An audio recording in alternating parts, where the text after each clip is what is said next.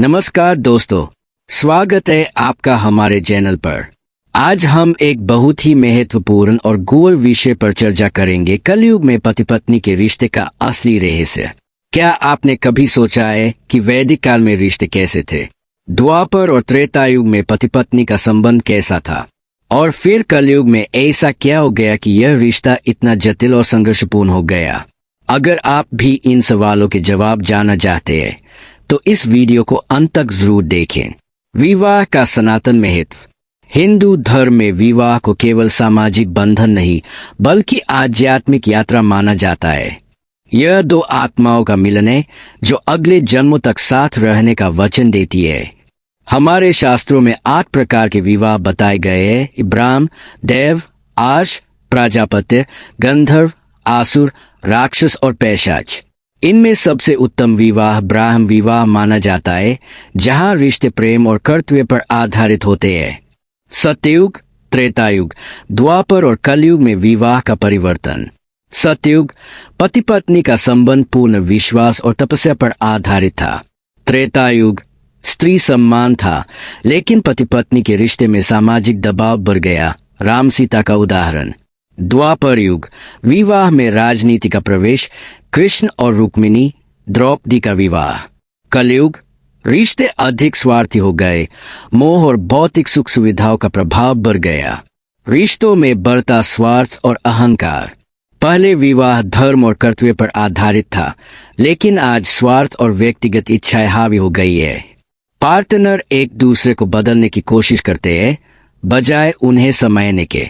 शादी अब सौदा बनती जा रही है, जहां प्यार की जगह धन, प्रतिष्ठा और सुविधाएं देखी जाती है। आधुनिक समाज में रिश्तों की सबसे बड़ी चुनौतियां: धन और कैरियर का प्रभाव। आर्थिक असमानता और कैरियर प्राथमिकता बनने से रिश्तों में दूरियां बढ़ गई है। सोशल मीडिया और टेक्नोलॉजी। सोशल मीडिया की वजह से विश्वास और पारदर्शिता कम हो रही है। अहंकार और ईगो क्लेश।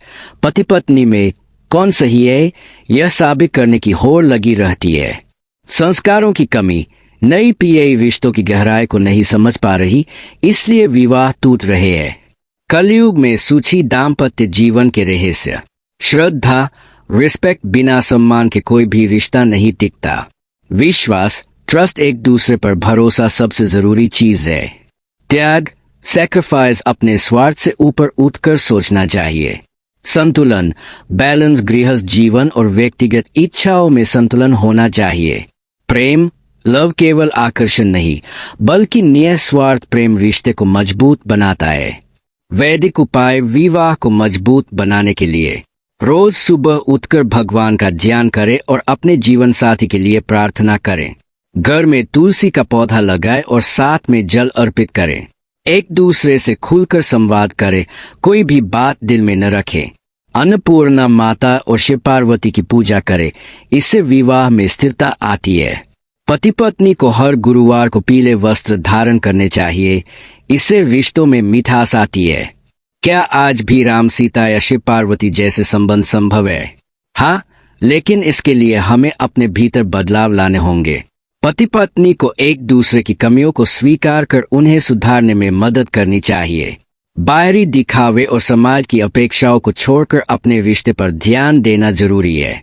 7 वचनों का आध्यात्मिक रहस्य।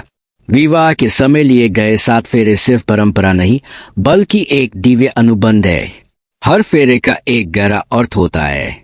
एक दूसरे का सम्मान करेंगे। 2 जीवन में सुख दुख में साथ देंगे। 3 सच्चाई और ईमानदारी बनाए रखेंगे। 4 परिवार और बच्चों का पालन पोषण करेंगे। 5 आध्यात्मिक उन्नति में एक दूसरे का सहयोग देंगे।